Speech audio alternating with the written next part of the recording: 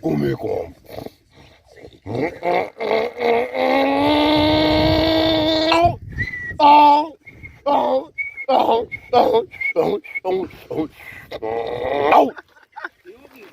Já veio o cachorro comigo. Vê o quê, moço? Esse é meu cachorro, porra! Meus amigos e minhas amigas, eu vou candidato a vereador aqui do povo do Mandacaru. Eu prometo a vocês muitas coisas não, mas não sabe papel higiênico.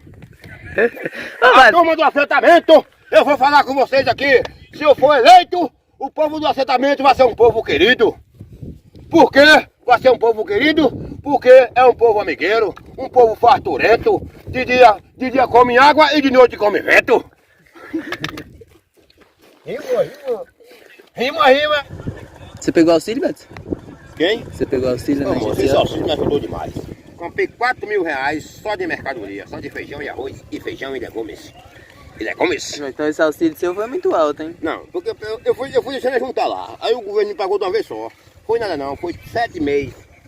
Cada um de R$ 1.500. Ajudou.